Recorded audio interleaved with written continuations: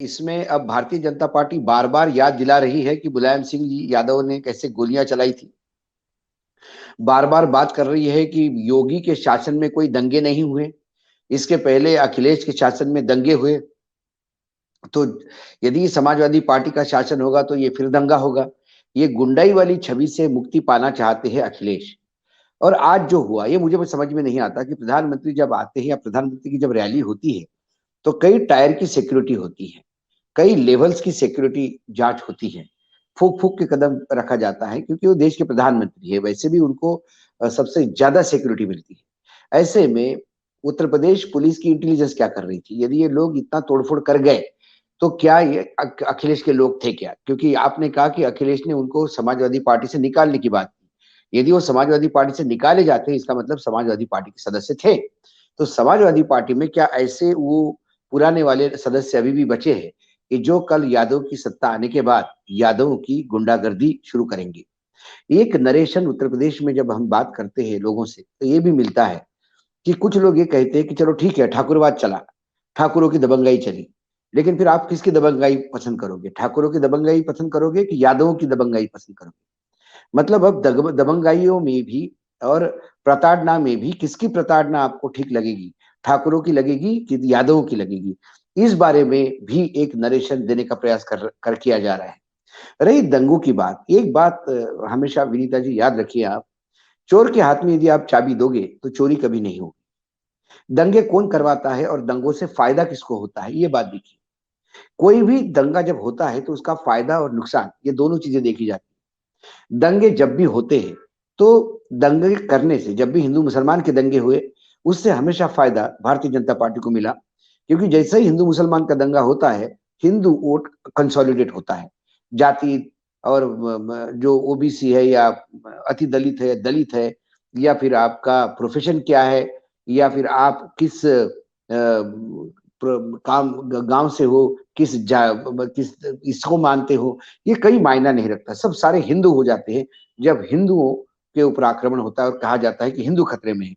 तो ये दंगे करने वाली मानसिकता किसकी है? और आप देखिएगा कि दंगे जब इनके हाथ में जब सत्ता होती है तो दंगे क्यों होंगे? क्योंकि ये दंगे होने नहीं देंगे, क्योंकि दंगे होने से इनको नुकसान है, क्योंकि फिर विपक्ष इन पे आरोप लगाएगा कि आप भाई दंगे नहीं संभाल पाते। तो दंगे करवाने वाले लोग यदि सत्ता में हैं तो फिर दंगे होंगे कैसे? तो इसलिए ये बार बार दंगों का कार्ड खेलते हैं। लेकिन मुझे लगता है कि जो सबसे बड़ी आज मुसीबत समाजवादी पार्टी के लिए है वो ये है कि वो हुलिगन कैरेक्टर जो उनका है, जो हुड़दंग मचाने वाली जो ब्रिगेड है, उस ब्रिगेड को दूर रखना बहुत जरूरी है। क्योंकि अखिलेश यादव के सभाओं में या रैली जो लोग आ रहे हैं वो कोई समाजवादी पार्टी का कैडर नहीं है। वो लोग लाए नहीं जा रहे हैं, वो आ रहे हैं। और वो इसलिए नहीं आ रहे हैं कि उनको अखिलेश के प्रति प्रेम है, वो इसलिए आ रहे हैं कि वर्तमान सरकार के प्रति बेहद नाराज है। वो जो नाराजगी है, एंटी इनकम्बेंसी जिसको हम कहते हैं सेफोलॉजी में, तो ये जो नाराज लोग हैं ये अखिलेश के समर्थन में आ रहे हैं, क्योंकि उनको लगता है कि सबसे बड़ी ताकत के साथ यदि कोई लड़ रहा है जिसका संगठन प्रदेश में है और जो बुरी ताकत के साथ लड़ रहा है वो अखिलेश है। प्रियंका की भी रैली में लोग यदि दिखाई देते हैं या प्रियंका की दौड़ में महिलाएं लड़कियां बहुत भारी तादाद में आती है, इसका मतलब वो सरकार से नाराज है। वो भी कोई कांग्रेस का कैडर नहीं है। कांग्रेस की यदि उतनी भीड़ आती, इतनी कांग्रेसी होते तो कांग्रेस की शायद अच्छा खासा विधायकों का नंबर होता जो 4 पे अटका हुआ है। तो ये कहीं ना कहीं लगता है मुझे कि अखिलेश को ये बहुत देखना पड़ेगा और इसको कैश करने का प्रयास किया जाएगा। अब आपने कहा कि ये कौन लोग थे, ये लोग कौन थे इसकी तहकीकात करनी होगी। यदि अखिलेश कहता है कि मैंने इनको पार्टी से निकाल दिया तो अखिलेश एक्सेप्ट करता है कि ये मेरे लोग थे, तभी आप पार्टी से निकाल देते हो। यदि लाल टोपी पहनने से यदि वो समाजवादी हो जाता है तो अखिलेश को ये भी देखना होगा कि वो लोग कौन थे, क्या थे। यदि वीडियो है तो वीडियो से लोगों को पहचानना कोई बड़ी बात नहीं, जल्दी ट्रैक हो जाता है। तो दो चीजें मुझे बड़ी अहम लगती है इसमें कि प्रधानमंत्री की रैली में ऐसा काम हो जाना या प्रधानमंत्री की सिक्योरिटी के बहुत लेवल पे काम हो जाता है। यदि कोई प्रोटेस्ट भी कर रहा होगा तो उसको कई किलोमीटर पहले ही पकड़ के दूर रखा जाता है। प्रधानमंत्री दिल्ली जैसे शहर से भी निकलते हैं, अपने पार्लियामेंट से जब घर की तरफ जाते हैं तो पूरा रूट लगता है, उस रोड पे पंछी तक नहीं झटपटा सकता।